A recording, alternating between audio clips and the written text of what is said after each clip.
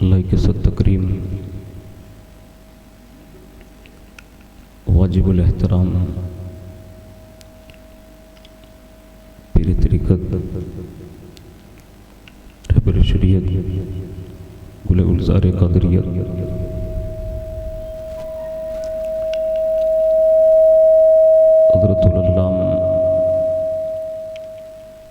حضرت علامہ مولانا سید محمد شفیع میاں بابو قادری الجیلانی دامت برکاتہم القدسیہ، ہر دل عزیز مداح رسول بلبل باغ زاہدیت حضور سیدی سرکار سید محمد عالم میاں بابو قادری الجیلانی دامت برکاتہم القدسیہ،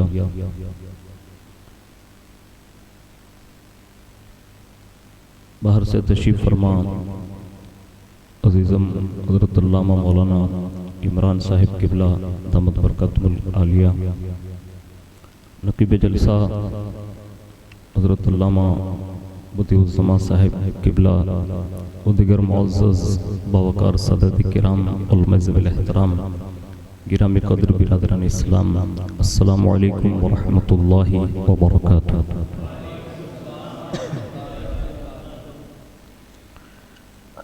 الحمدللہ رب العالمین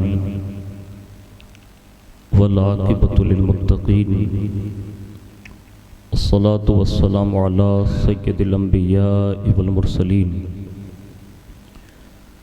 وعلی آلہ واصحابہ وازواجہ وذریاتہ واہل بیتہ وابنہ الغوث الاعظم الجیلانی ومعین الملت والدین وشیخ الاسلام والمسلمین وعلی الحضرت الامام احمد رضا وعلی عباد اللہ الصالحین اجمعین، اما بعد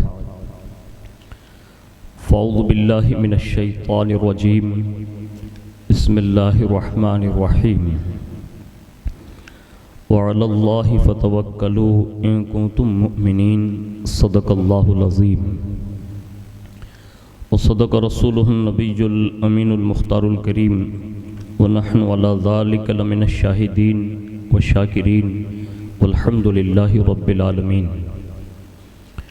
آئیے سب سے پہلے مذہب اہل سنت والجماعت یعنی کہ مسلک اعلیٰ حضرت کے قدیم دستور کے مطابق ہم سب کے آقا و مولا حضور سراپا نور سیدنا محمد الرسول اللہ صلی اللہ تعالیٰ علیہ وآلہ وسلم کی بارگاہ پر نور میں جی لگا کر درود پاک کی نظریں پیش کر لیں۔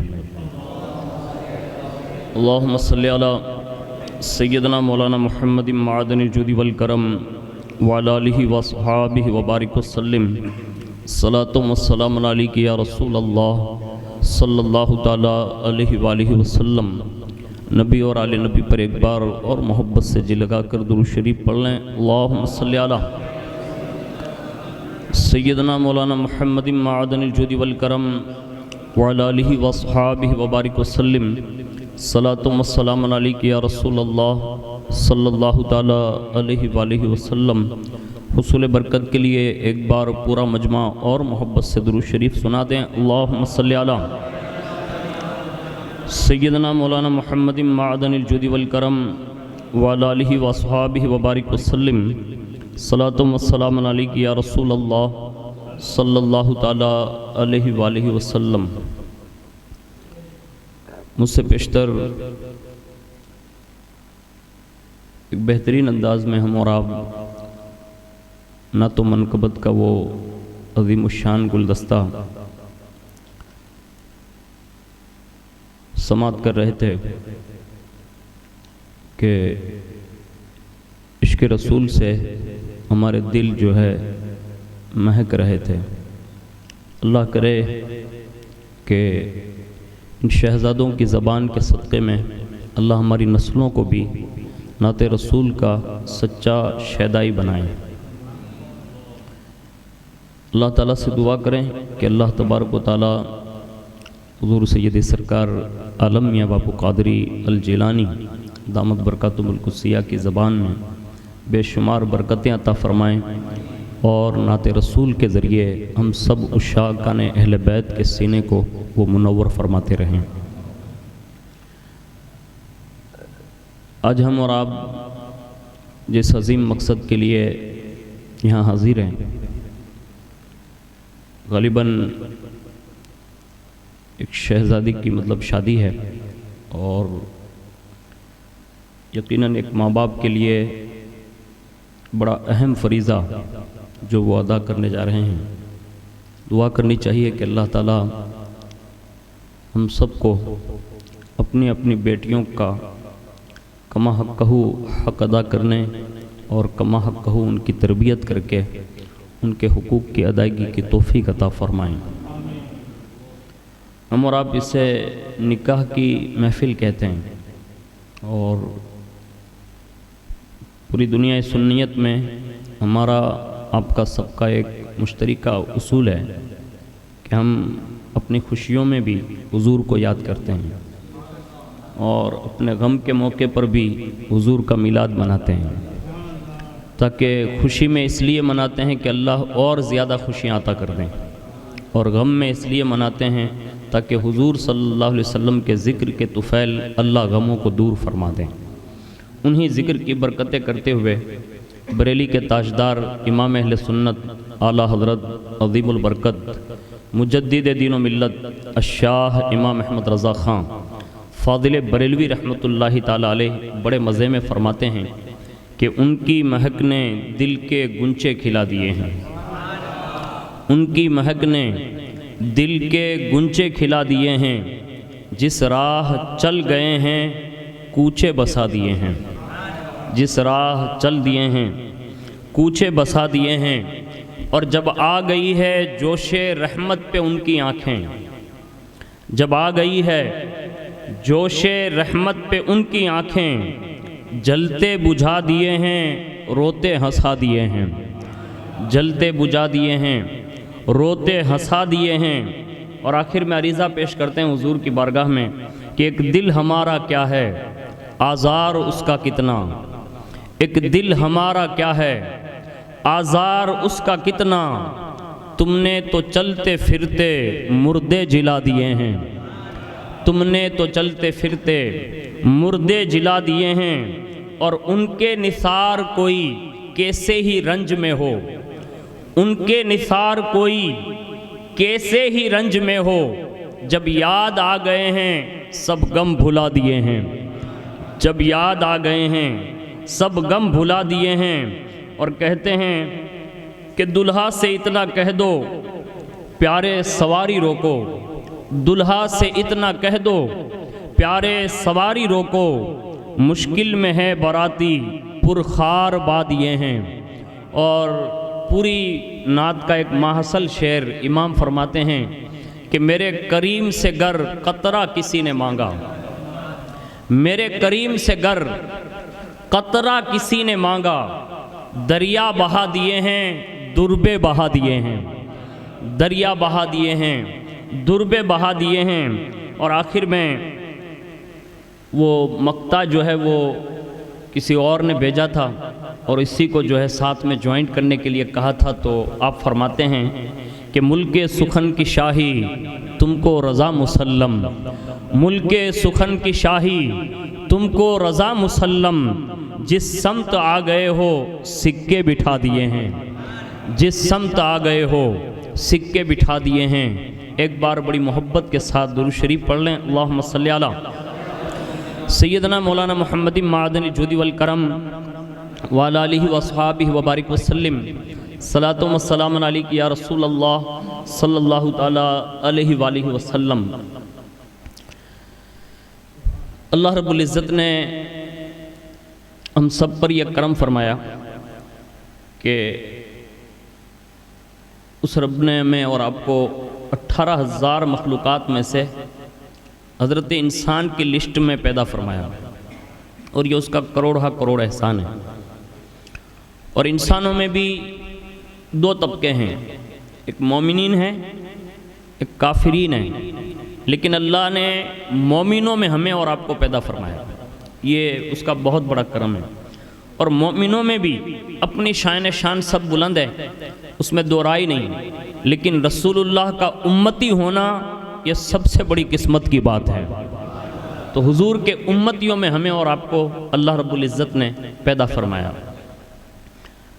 تو ایک مومن کی شان یہ ہے کہ وہ اپنی زندگی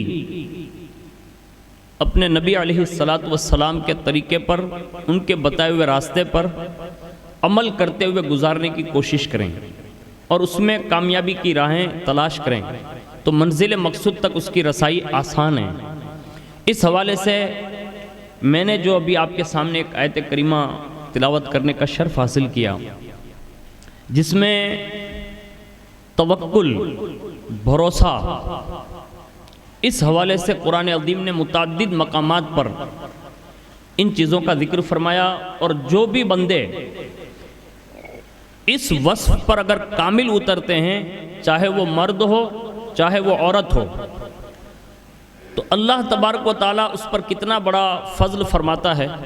ہم اور آپ چند باتیں اس پر سنیں گے، اور آنے والے وقتوں میں ہم اپنی قوم کی بیٹیوں کو بھی اور اپنے سماج کے بیٹوں کو بھی اس بات کی طرف ہم باور کرانا چاہیں گے کہ اگر بندے کے اندر یہ وصف پیدا ہو جائیں کہ جہاں سارے اسباب گھٹنا ٹیک دیں، جہاں کوئی بھی ایسی چیز نظر نہ آئے کہ اب یہ مرحلہ آگے حل ہوگا یا نہیں ہوگا، لیکن اس وقت اگر بندے کا دل اللہ کی ذات پر توکل کر لے اور بھروسہ کر لے، تو بظاہر تو کوئی اسباب ایسے موجود نہیں ہوتے، لیکن اس کے توکل کے بھروسے کی لاج رکھتے ہوئے اللہ ایسے اسباب پیدا فرما دیتا ہے جس کے ذریعے سے اس کے مسائل حل ہوتے ہوئے نظر آتے ہیں، اور اس کی سینکڑوں مثالیں کائنات میں دی جا سکتی ہیں۔ ہمارے اسلاف یعنی انبیاء کرام سے لے کر آج تک جتنے بھی بزرگان دین گزرے ہیں،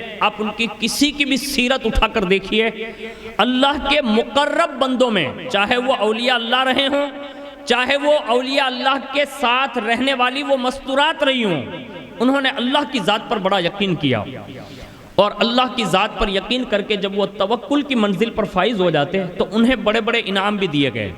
میں سب سے پہلے قرآن عظیم سے چند آیتیں اور ان کا ترجمہ آپ کے سامنے پیش کر دوں، جس سے ہمیں اور آپ کو بھروسہ کرنا اللہ کی ذات پر، اس حوالے سے چند باتیں ہمیں سمجھ میں آئیں۔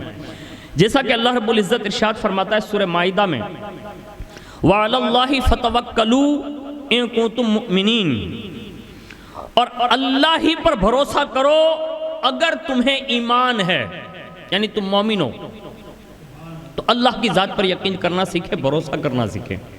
آگے ارشاد فرمایا، وَمَن يَتَوَكَّلْ عَلَى اللَّهِ فَهُوَ حَسْبُهُ، جو اللہ کی ذات پر بھروسہ کر لے تو خدا کی ذات اس کے لیے کافی ہے۔ آگے ارشاد فرمایا، إِنَّ اللَّهَ يُحِبُّ الْمُتَوَكِّلِينَ، بے شک اللہ بھروسہ کرنے والوں کو اپنا خاص مقرب بندہ بنا لیتا ہے۔ اب اس حوالے سے اگر ہم اور آپ اپنی قوم کی بیٹیوں کے حوالے سے تھوڑا غور کریں گے تو ہمیں اپنی قوم کی سماج کی بیٹیوں میں یہ بات باور کرانے کی ضرورت ہے کہ ہمیں اللہ کی ذات پر یقین کتنا ہونا چاہیے، اور اس پر ایک دو مثالیں نہیں، مستورات میں صرف نام گنا دے رہا ہوں۔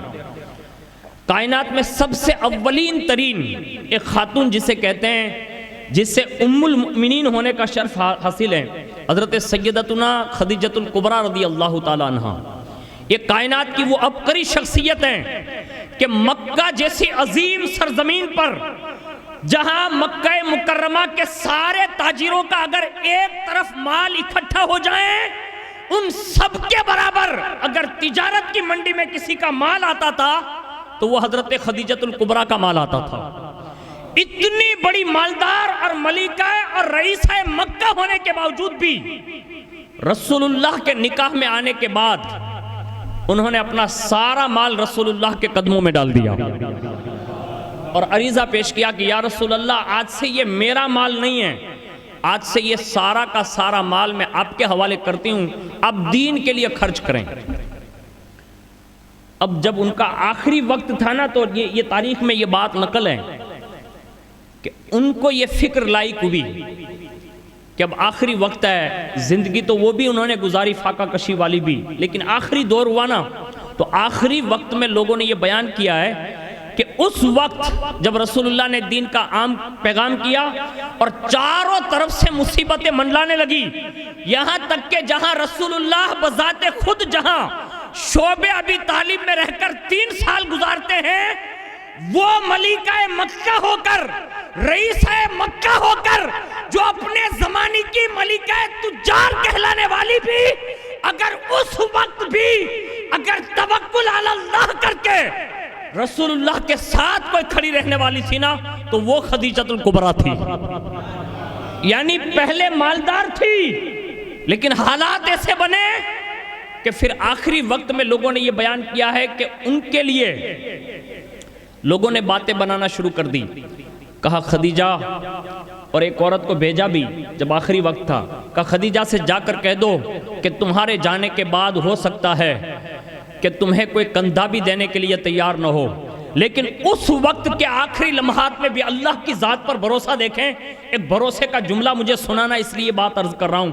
اس وقت اس سہیلی سے کہا مکے کے لوگ آئیں یا نہ آئیں، سردار میرے یہاں آئیں یا نہ آئیں، لیکن مجھے یقین ہے کہ میں جس دامن سے وابستہ ہوں، اگر یہ حق پر ہیں اور مجھے یقین ہے کہ محمد رسول اللہ حق پر ہے، تو میرے جنازے کو کوئی کندھا دینے آئے یا نہ آئے، مصطفیٰ کے صدقے میں اللہ اپنے فرشتوں کو بھیج دے گا۔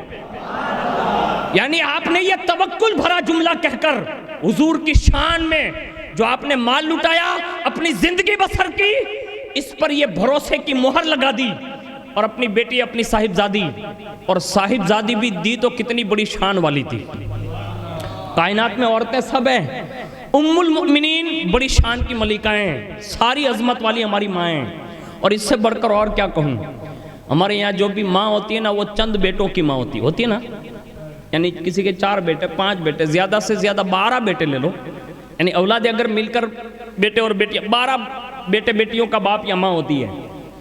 لیکن ازواج مطہرات کو یہ قرآن نے یہ عظم، یہ مرتبہ دیا اور مقام دیا کہ وہ سارے مؤمنین کی مائیں ہیں، اور یہ سب ان کے بیٹے ہیں۔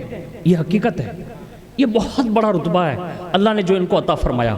لیکن کائنات میں کسی ماں نے ایسی بیٹی نہ دی جیسے حضرت خدیجۃ الکبریٰ نے عطا فرمائی، اور انہی کی کوکھ سے کائنات کو سیدہ کائنات جیسی نعمت عظمیٰ مل گئی۔ لیکن سنیں، انہوں نے اپنی بیٹی اپنی صاحبزادی سے آخری وقت جاتے وقت یہ کہا کہ میری تمنا ایک ہے۔ کہا میرے جانے کے وقت رسول اللہ مجھے کوئی چادر عطا فرما دیں۔ اور حضور نے پھر ان سے محبت کتنی کی، یعنی توکل کی منزل پر حضرت خدیجہ جو فائز تھی نا، تو پھر محبت کا صلہ کیا دیا۔ جب حضرت سیدہ کائنات نے یہ عرضی پیش کی نا، تو حضور نے فرمایا خدیجہ نے صرف چادر مانگی ہے۔ یہ جملے کہیں، خدیجہ نے صرف چادر مانگی ہے، اگر محمد عربی کی وہ جلد مانگ لیتی تو محمد عربی چمڑی اتار کر دے دیتا۔ یعنی یہ شان کے مالک لوگ رہیں جن کو یہ بھروسہ ہو گیا، اور اس بھروسے کا وہ عظیم نسخہ سیدہ کائنات نے بھی استعمال کیا اور کائنات کو یہ بتایا۔ سیدہ کائنات رضی اللہ تبارک و تعالی عنہ کا توکل دیکھیں، یعنی بیٹیوں کو یہ سکھانے کی ضرورت ہے۔ آج ہمارے یہاں حالات یہ بنے ہوئے ہیں کہ ہم کپڑا بھی خریدتے ہیں تو سیریل میں دیکھ کے خریدتے ہیں۔ غلط تو نہیں کہہ رہا میں؟ صحیح ہے کہ غلط ہے؟ بالکل صحیح ہے، میں آپ کو نہیں کہتا، جنرلی گفتگو کر رہا ہوں۔ آج ٹی شرٹ دیکھ لیں، پینٹ دیکھ لیں، بچوں کے کپڑے دیکھ لیں، حد تو یہ ہو گئی کہ وہ دودھ پیتا بچہ ہوتا ہے نا، اس کے بھی کپڑے وہ کسی سیریل میں دکھایا گیا اور ایسا پہنا تو کہ بس اب یہ چاہیے، اور ابھی تو یہ سیریل نے دھوم مچائی ہے، ہر کسی کو دیکھو تو بس زبان پہ ارتگل ہی مطلب نظر کے سامنے ہے۔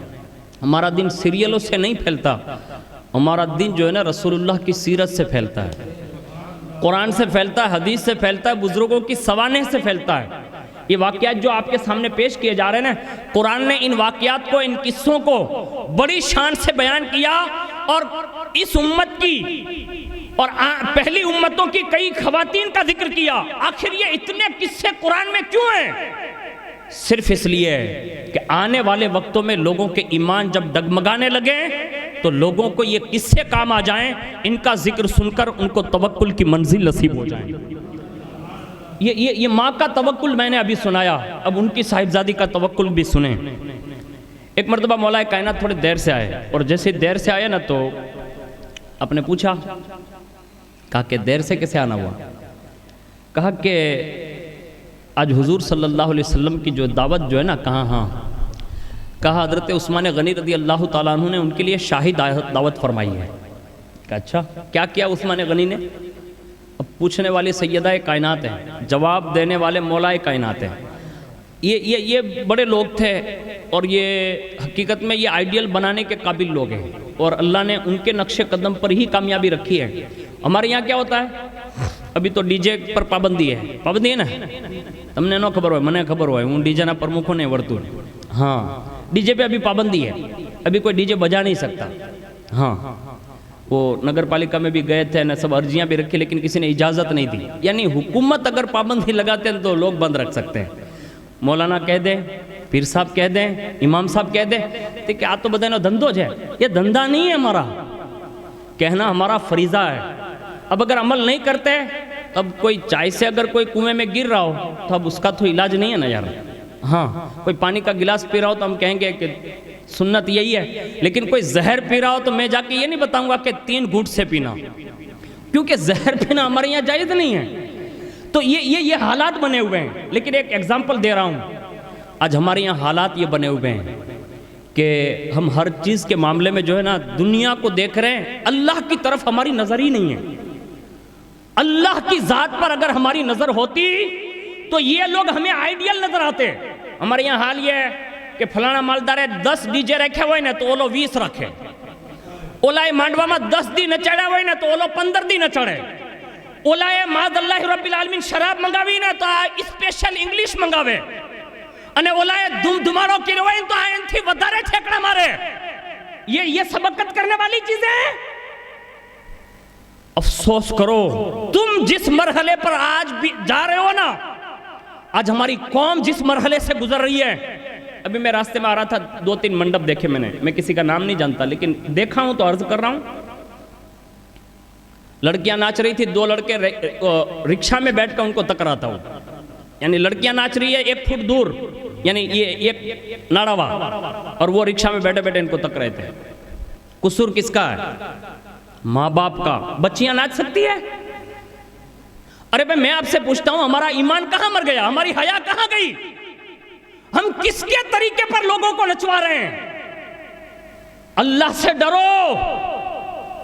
یہ شیطانی کام ہے, شیطانی کام, جس نے اچھوں کو اس میں ملوث کر دیا اور لوگ اس کو برا بھی نہیں سمجھتے. حالانکہ اللہ اور اس کے رسول کے نزدیک یہ اتنا برا کام ہے, اتنا برا کام ہے, اتنا برا کام ہے کہ یہ حالات اگر نہیں رکے تو رسول اللہ کی ایک حدیث پاک کا مفہوم ہے کہ میری امت کے چہرے بھی سور اور بندر کی طرح کر دیے جائیں گے. اس کی وجہ صرف یہ گانا بجانا ہوگا. ہاں, اور یہ شیطان نے ایجاد کیوں کیا معلوم ہے؟ یہ شیطان کا بجایا ہوا اور اس کا بنایا ہوا ہے. اس کی 2 وجوہات ملتی ہے. ایک حضرت آدم علیہ نبینا علیہ الصلوۃ والتسلیم جب روئے زمین پر تشریف لے آئے اور قرب الہی سے جو دوری ہو چکی تھی, یعنی ہجر میں, فراق میں جو وہ یادیں مطلب بتانے لگے, اور وہ فراق ہوا نا تو دل پہ مطلب بوجھ گزرنے لگا اور یاد الہی میں رونے لگے. اور آدم علیہ السلام کے اس غم کو اور زیادہ تیز کرنے کے لیے, اور شیطان کو تو خوشی تھی معاذ اللہ کہ وہ زمین پر آ گئے, حالانکہ اللہ کی حکمتوں کے فیصلے ہیں, لیکن اس وقت اس بدبخت شیطان نے یہ آلہ کار بنایا تھا اور اس نے آدم علیہ السلام کو زیادہ تکلیف دینے کے لیے اس کو بنایا. آج آدم کا بیٹا اس کو استعمال کر رہا ہے اور لوگ کہتے ہیں کہ مولانا ہمارا تو دھندو ہے. یعنی اگر کسی کو بولو نا تو لوگ یہ کہتے ہیں یہ ہمارا دھندا ہے. میں کسی کا مخالف نہیں, کسی ڈی جے والے کا خاص کوئی نام نہیں لیتا, لیکن میں کسی کا مخالف نہیں. میں ایک بات عرض کر رہا ہوں, آج کا چھوٹا سا حجام بھی ہونا, اس کو پوچھو نا کہ بھئی داڑھی یہ جو تو منڈ رہا ہے نا, کہاں کہ یہ منڈنا حرام ہے, یہ دھندا چھوڑ دے. لے ہمیں کہیں تو ہمیں کھائی ہوں. اس کا مطلب یہ ہے کہ داڑھی منڈنے سے ہی لوگ کھاتے ہیں, تو یہ منصوری, یہ گھانچی, یہ سندھی, یہ پٹھان, یہ کیا کھاتے ہیں؟ اس کا مطلب یہ ہے کہ ہم نے غلط طریقے استعمال کر لیے ہیں، دوسرے ہتھیار ہاتھ میں لے لیے ہیں۔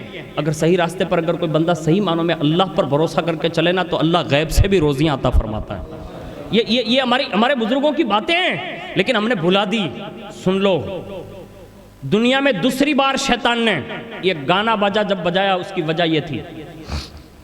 آج ہمارے یہاں اب یہ مجلس ہے، ابھی عالم میاں باپو یہ بہت شہرت یافتہ مداح رسول ہے اور بہت اچھے نعت خواں ہیں، پیر طریقت بھی جلوہ فکن ہے، ہمارے مولانا عمران صاحب ہے، بدیع الزما صاحب، یہ بڑے لوگ ہیں۔ ابھی آپ کی گنتی آپ گن لیں، کائل ہمارے کو ڈی جے رکھے تو ایرو گیرو نتھو کھیرو اولو فلانو ڈھیکنو پوچھڑو بدھائی پیلا تھا ہے۔ سو کام ناچنے میں تو کچھ ہے نہیں نا بھائی، لیکن بھیلی ہو جاتے کیوں؟ آخر اس کی وجہ کیا ہے؟ دل پر ہاتھ رکھ کر سچ سچ بتانا، اس کی وجہ صرف عورتیں ہیں کہ ہماری عورتیں بازار میں ناچتی ہیں۔ ہاں،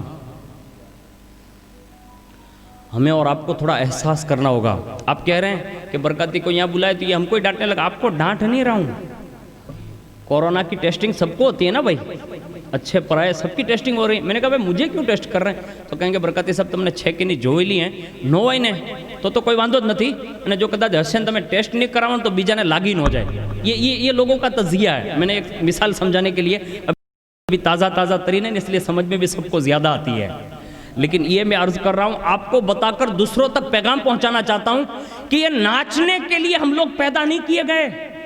عورتوں کو نچانے کے لیے یہ شادیاں نہیں آتی، عورتوں کو سرے بازار دوسروں کی نگاہوں کی ہوس کی شکار بنانے کے لیے یہ خوشیوں کے موقع نہیں آتے، بلکہ اللہ یہ خوشی کے موقع دیتا ہے نا۔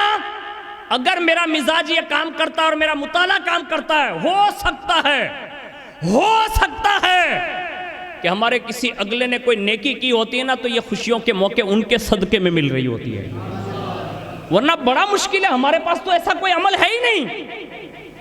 ہاں، اس لیے اپنے آپ کو بچاؤ، دوسروں کو بھی بچاؤ، اور دوسروں کو بچانے کا ایک آسان طریقہ بتا دوں میں، دوسروں کو بچایا کیسے جا سکتا ہے۔ آج ہمارے یہاں سب سے بڑی پرابلم یہی ہے کہ لوگ بچتے کیوں نہیں ہیں۔ آخر اتنی تقریریں ہوتی ہیں، اتنے بیانات ہوتے ہیں، اتنا سب کچھ جانکاری آج یوٹیوب پر موجود ہے کہ یہ سب حرام حرام حرام حرام ہے، پھر بھی بندہ ملوث کیوں ہوتا ہے؟ اس کی وجہ صرف قصوروار ہم سب ہیں۔ آپ کہیں گے وہ کیسے؟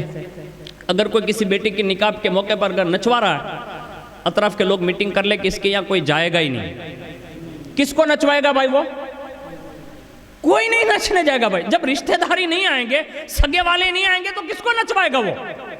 لیکن ہم خود ہی کرسیوں کی زینت بن کر بیٹھے ہوتے ہیں اور آئس کریم کی لالچ اور تھمس اپ اور کوکا کولا کی لالچ میں بیٹھے ہوتے ہیں کہ ابھی بھجیے بھی منگائے گا، ابھی تھمس اپ بھی منگائے گا۔ یہ چند چیزوں کے لیے ہم بیٹھ جاتے ہیں نا تو پھر یہ سب ناچ ہوتا ہے۔ اس لیے اپنے آپ کو بھی بچائیں، اس کو بھی بچانا ہے، ہمیں بھی بچنا ہے، اور اس کے لیے ہمیں سب سے پہلے بائیکاٹ کرنا چاہیے۔ لوگوں کو جو ہے سمجھانے کے لیے سب سے بہترین نسخہ یہ ہے۔ ہمارے یہاں ایک میرے دوست ہیں مولانا حنیف صاحب برکاتی، جو راجکوٹ میں ہیں، ابھی انہوں نے امامت چھوڑ دی ہے، لیکن آج بھی ان کا یہ مزاج ہے، میں نے خود دیکھا ہے۔ آج بھی وہ اگر اسٹیج پر موجود ہوتے ہیں تو بغیر داڑھی والے کو سلام تک نہیں پڑھنے دیتے، یعنی یہ ان کا مزاج ہے، عشق رسول ہے ان کا یہ۔ اور جس کے یہاں ڈی جے ناچ گانے گیت بجتے ہو، ان کے یہاں وہ نکاح پڑھانے جاتے ہی نہیں، وہ منع کر دیتے ہیں کہ میں نہیں آتا۔ ارے بھائی زیادہ سے زیادہ نکاح پڑھانے کا پیسہ دے گا تو وہ کتنا دے گا بھائی؟ 500 روپیہ، 2500؟ اور جماعت لیول پر ہیں تو ان کو بھی روکا جا سکتا ہے، کہا ہم تمہارے امام ہیں، ہم تمہارے غلام نہیں ہیں۔ یہ ہمیں خود آگے پیشکش کرنی ہوگی، لیکن کرے کون؟ یہ تو ایسے ہی حالات بنے ہوئے ہیں کہ وہ بلی کے گلے میں ہار کون پہنا ہے۔ ہاں، یہ سب سے بڑا مسئلہ ہمارے یہاں، لیکن کوشش کریں، یہ ان کا مزاج ہے۔ میں نے ایک بات عرض کر دی ہے، اب سنیے توکل کے لیے کون سی چیزیں آئیڈیل ہوتی ہے۔ جب سیدہ کائنات نے یہ سنا نا کہ حضرت عثمان غنی نے بڑی دعوت کی ہے، کہا اچھا، کہا کیا دعوت کی؟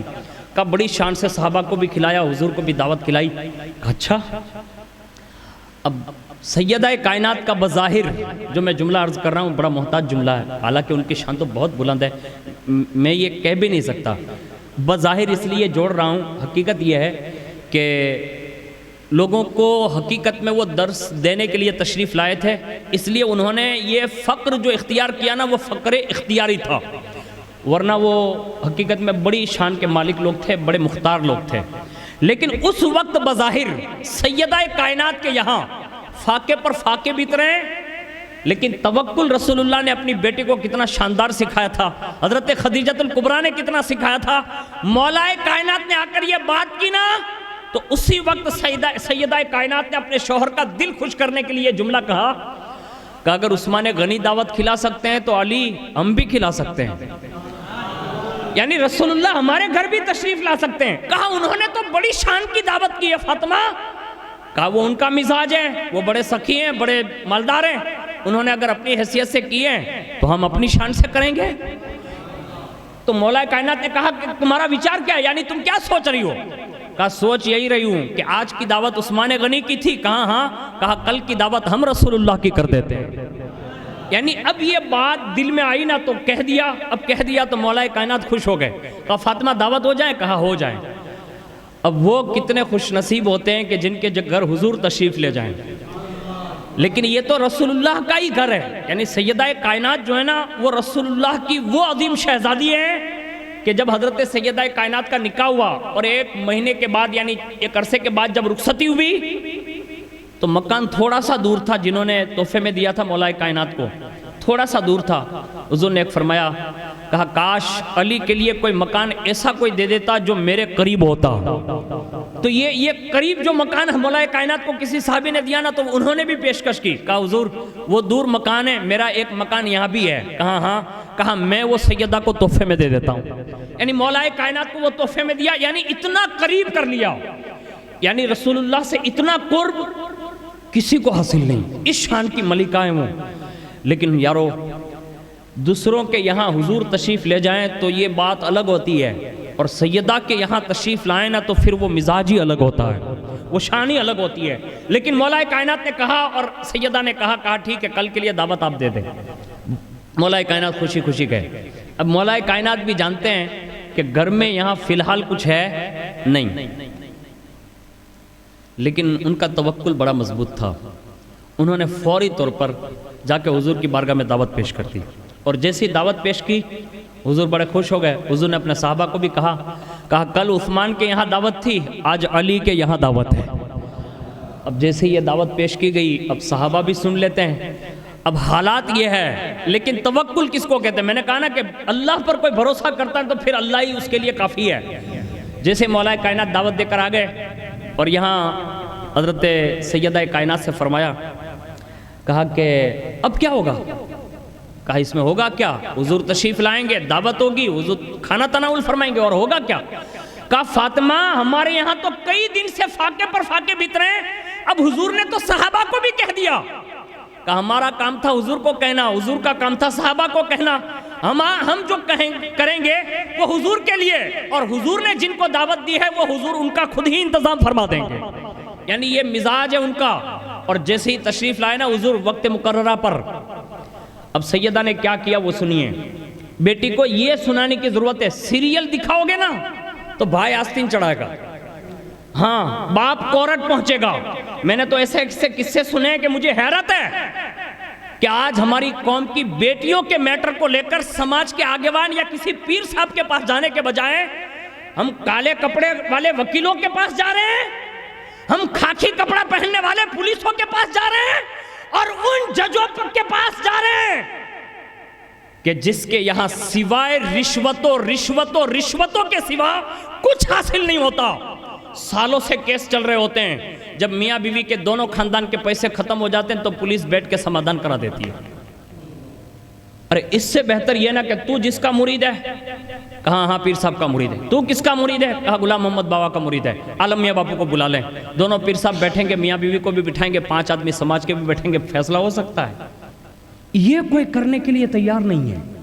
آج ہم اور آپ یہ کر رہے ہیں، اور یہ گردش کے ماحول میں میرے دوست ہیں ایک وکیل، انہوں نے بتایا کہ گجرات کورٹ میں اتنی فائلیں ہمارے معاملات کی پڑی ہوئی ہیں کہ آج جو یہ بل جو پاس ہو گیا نا یہ ہمارے قصور کی وجہ سے ہوا ہے، ورنہ اگر ہمارے پاس ہمارے دین کا علم ہوتا تو یہ حالات ہمارے نہیں بنتے۔ اس لیے سنو، یہ حقیقت ہے کہ جن کے مزاج بڑی شان کے مالک ہوتے ہیں تو پھر وہ بھروسہ بھی اتنا کرنا سکھا دیتے ہیں. اپنی بیٹیوں کو یہ سکھائیں, سیریلیں نہیں دکھائیں, سیرت پڑھائیں. اور اس کے لیے ابھی تو الحمدللہ اللہ کا شکر ہے کہ دنیا میں سوشل میڈیا کے ذریعے جو گناہ ہماری اور آپ کے اولادیں کر رہی ہے, اس سے بہتر یہ کہ سوشل میڈیا کے ذریعے بھی دین سکھایا جا سکتا ہے. آج ہر ہندی گجراتی زبان میں, یہاں تک کہ اردو عربی جس زبان میں آپ چاہیں نا, آپ کو ہر کتاب مل سکتی ہے. آپ اپنی بیٹیوں کو دے سکتے تحفے میں, لیکن بھیجے کون؟ ہم لوگ تو جوکسوں کے عادی ہیں. جوکس اچھا ہونا تو ہم اپنی بیٹی کو بھیجتے ہیں, اپنے بیٹے کو بھیجتے ہیں. نہیں, ہمیں اپنا دین بھیجنا پڑے گا. کچھ نہ کچھ سکھاتے رہیے, روز مرہ کے لیے کچھ نہ کچھ اپنے بیٹوں کو تعلیم دیجئے, یا کسی بھی بہانے اسے کسی پیر صاحب کے حوالے یا کسی عالم کے حوالے کر کے اسے تھوڑا بہت دین سکھائیے. اپنی بیٹیاں اگر نابالغ ہیں, یعنی کم عمر کی ہیں, جیسے 8 سال کے نیچے کی ہیں, تو انہیں اگر کسی عالم دین کے پاس بھیج رہے ہیں تو ٹھیک ہے, ورنہ 8 سال کے اوپر بیٹی جا رہی ہے تو اس کو کسی بھی عالم دین کے پاس بھیجنے کی ضرورت نہیں ہے, اس کی قطعی اجازت نہیں ہے. ہاں, کیونکہ 9 سال کے بعد ہی بیٹی بالغ ہو جاتی ہے, اس کو ہمیشہ یاد رکھ لیں آپ. یہ ہمارا دستور جو ہے نا خراب اس لیے ہو رہا ہے. آج ہمارے حالات یہ ہے کہ ہماری جوان بیٹی 14-15 سال کی بیٹی کالج جا رہی ہے, ہم یہ سمجھ رہے ہیں کہ ہماری بیٹی دین سیکھ کے آئے گی. نہیں, آج ہماری بیٹیوں کے ساتھ جو کھلواڑ ہو رہا ہے نا, اگر یہ اوپن ہو جائیں, اگر یہ باہر آ جائیں, تو ہو سکتا ہے کہ ہم میں سے کسی کی بھی عزت سلامت نہ رہے. یہ حالات میں تجزیہ بتا رہا ہوں صرف, یہ پوزیشن ہے ہماری. لیکن آج ہماری ضرورت ہے کہ ہمیں اپنی بیٹیوں کو بڑی کرنے سے پہلے, یعنی نکاح کی منزل تک پہنچانے سے پہلے, ہمیں سیدہ کائنات کی کم از کم سیرت ایک بار ضرور سنا دینی چاہیے. اور جس کو سیدہ کی سیرت سننے ملی ہے نا, تو پھر ان کے رتبے بھی بلند ہے. لیکن سیدہ کائنات نے, جب مولا کائنات نے آ کر پوچھا نا کب ہوگا کیا, کہا کچھ نہیں ہوگا, دعوت ہوگی. کہا دعوت کیسے کریں گے؟ سیدہ کائنات نے کہا ابھی علی تمہاری نظروں کے سامنے دعوت ہوگی. اور انہوں نے اسی وقت سیدہ کائنات نے ہنڈیا لی, چولہوں پر رکھ دیا. اب اس میں کچھ تھا تو نہیں, مولا کائنات دیکھ رہے ہیں, کچھ تھا تو نہیں, ہنڈیا رکھ دی چولہے پہ. اور پھر اس کے بعد دعا کی, اور جیسے دعا کی نا, سیدہ کائنات کی کوئی دعا اللہ رد نہیں فرماتا. یہ بڑی شان کی مالک ہے. اور میں کہتا ہوں صدیوں کے بعد سیدہ کائنات کے بیٹے کے خاندان میں, صدیوں کے بعد غوث اعظم یوں فرماتے ہیں کہ جب تمہاری کوئی دعا قبول نہ ہو تو میرا وسیلہ دے کر دعا کرو, اللہ میرے وسیلے کی وجہ سے اللہ تمہاری بھی دعائیں قبول کر لے گا. جن کے بیٹے در بیٹے, بیٹے در بیٹے کی شان یہ ہے کہ ان کے نام کے وسیلے سے غلاموں کی دعائیں قبول ہو سکتی ہے, تو رسول اللہ کی بیٹی جب دعا کرتی ہوگی تو کتنی شان کے ساتھ وہ اجابت سے ٹکرا رہی ہوگی. یہ بڑی شان کی ملکہ ہیں, اللہ نے انہیں بڑی عظمتیں دی ہیں. اور قیامت کے دین بھی امت کے ساتھ جو شفاعت اور بخشش کا ویوہار بھی ہوگا نا, تو یہ بھی دعائے فاطمی کے صدقے میں ہوگا. یہ بھی کنفرم ہے, اس کو ہمیشہ لکھ لیں آپ. ہاں, اور ایسی سخی ماں دنیا میں کوئی نہیں بن سکتی, ایسی سخی بیٹی نہیں بن سکتی. اس لیے کہ ہم سخاوت کرتے ہیں نا, زیادہ سے زیادہ مال خرچ کر سکتے ہیں, لیکن سیدہ کائنات وہ واحد ایسی شخصیت ہے کہ جنہوں نے اپنے دونوں لخت جگر دین پر قربان کر دیے. اور یہ کوئی آسان نہیں ہے. ہمارے یہاں تو یہ پٹی باندھ کے لوگ سمجھتے ہیں کہ میں پکا حسینی ہوں, اتنا حسینی بننا بھی آسان نہیں ہے. یہ ڈھونگ تو ہو سکتی ہے تمہاری, حسینیت نہیں ہے. اس لیے کہ حسینی بننے کے لیے علی اکبر جیسا جوان دینا پڑتا ہے, 6 ماہ کا علی اصغر دینا پڑتا ہے. کائنات میں آج بھی جو ہماری قوم کی بیٹیوں پر ایک چادر جو ٹکی ہوئی ہے نا, یہ بھی کربلا کی خیرات ہے. ورنہ کوئی کی بیٹی سلامت نہ رہتی اگر فاطمہ کے لال یہ قربانی نہ دیتے. سنو, ایک بار سیدہ کائنات نے ایک بار بات کر لی تھی. خالی بات یہ تھی کہ جب شہادت کی باتیں تو بچپن سے مطلب بابر ہو چکی تھی. اب 7 سال کی عمر کے درمیان, یعنی شہزادوں کی 7 سالہ عمریں کم از کم, یا 6.5 سال رسول اللہ کی ظاہری زندگی میں یہ اتنی عمریں بتائی جاتی ہے. اسی درمیان سیدہ کائنات نے جب یہ شہرت سن لی تھی, کہا میرے دونوں بیٹے تو شہید ہوں گے. تو ایک بار حضور سے عرض کیا کہ یا رسول اللہ میرے دونوں بیٹے شہید ہوں گے؟ حضور نے فرمایا ہاں فاطمہ تمہارے دونوں بیٹے شہید ہوں گے. اب جب پھر پوچھا نا, کہا دونوں بیٹے شہید ہوں گے؟ فرمایا ہاں دونوں بیٹے شہید ہوں گے. پھر عرض کی, کہا حضور دونوں بیٹے شہید ہوں گے؟ حضور نے فرمایا ہاں فاطمہ دونوں بیٹے شہید ہوں گے. اور پھر حضور نے جو کہا نا وہ سنیں. ارشاد فرمایا فاطمہ آخر وجہ کیا ہے؟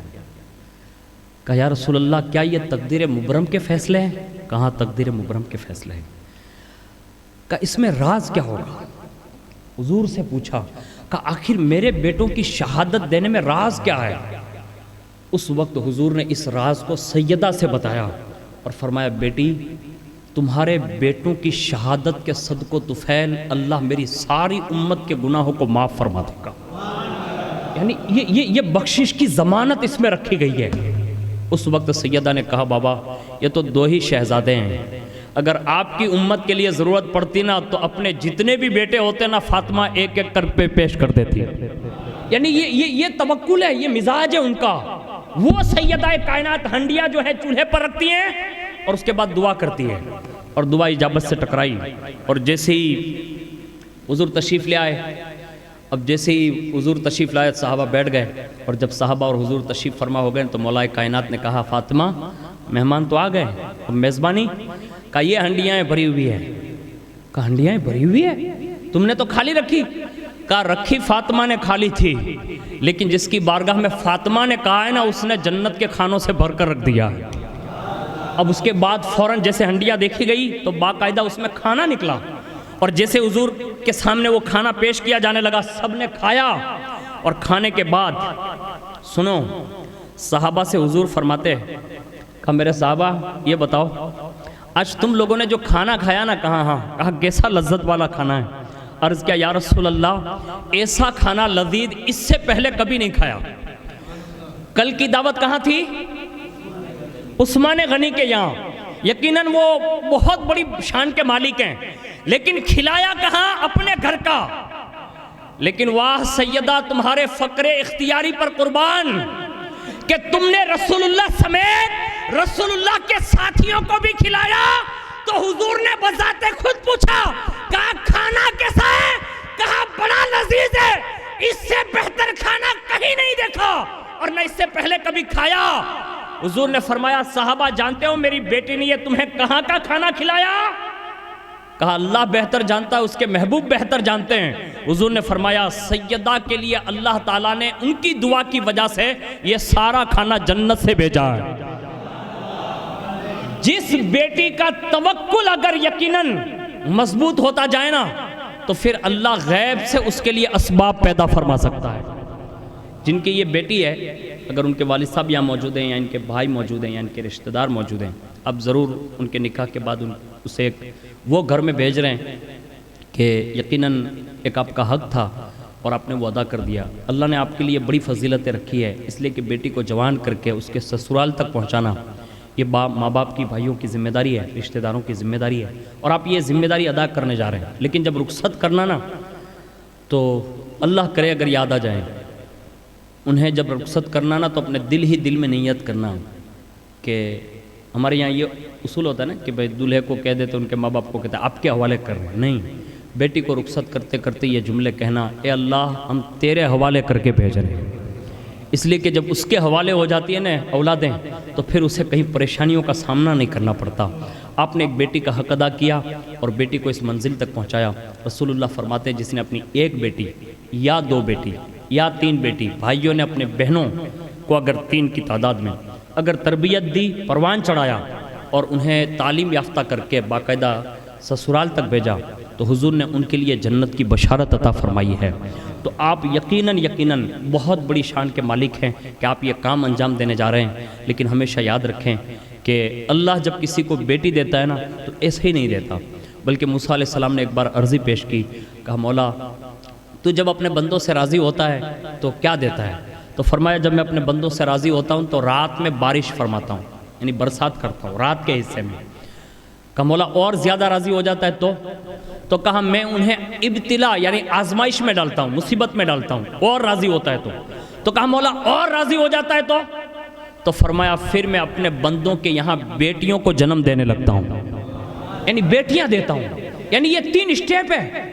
یعنی اللہ راضی ہوتا ہے رات میں بارش ہوتی ہے. ابھی رات میں بارش ہوئی تو یہ نہ سمجھیں کہ اللہ راضی ہے. آپ کہیں گے وہ کیسے؟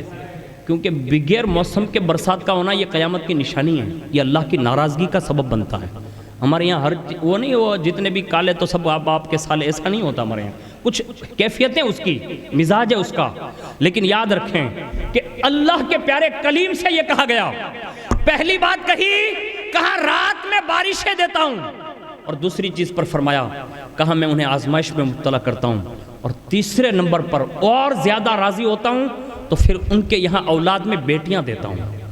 اور کائنات میں بیٹی کی عظمت کے آج یہ جو لوگ دوڑ مچا رکھے ہیں نا، لوگ کہہ رہے ہیں کہ ہم بیٹیوں کو حفاظت دے رہے ہیں، عورتوں کو مطلب آزادی دے رہے ہیں. کائنات میں کوئی حکومت آزادی نہیں دے سکتی. اگر آزادی دیکھنا ہے تو رسول اللہ کی دہلیز پر آؤ. جس زمانے میں باقاعدہ بیٹیوں کو زندہ دفن کیا جا رہا تھا، اس وقت میرے نبی نے اپنا تعارف کرا کر یوں کہا، لوگوں بیٹیاں دفن کرنے کے لیے نہیں ہے، اللہ نے مجھ محمد کو بھی بیٹیوں کا باپ بنا کر بھیجا ہے. یعنی جہاں باپ بیٹی کا باپ کہلانا اپنے آپ کے لیے معیوب سمجھتا تھا، حضور نے اپنا تعارف یوں کرایا، کہا اللہ نے مجھے فاطمہ کا باپ بنایا ہے. اور یہ کائنات کو یہ پیغام دیا، عورتوں کو آزادی دے کر کوئی خوش نہیں کر سکتا، بلکہ رسول اللہ کی سیرت پڑھوا کر، ان کی ازواج اور ان کی بیٹیاں اور ان کی صحابیات کی سیرت پڑھوا کر اسے دنیا میں بھی سکون میسر ہو سکتا ہے، اور انشاءاللہ میدان محشر میں بھی سیدہ کائنات کے دامن کا ایک حصہ نصیب ہوگا، اور ان کی شفاعت سے جنت القدس تک وہ حاضر ہوگی. لیکن ضروری یہ ہے جو قلندر لاہوری نے کہا ہے کہ کی محمد سے وفا تو نے تو ہم تیرے ہیں، یہ جہاں چیز ہے کیا لوح و قلم تیرے ہیں، وما علینا الا البلاغ.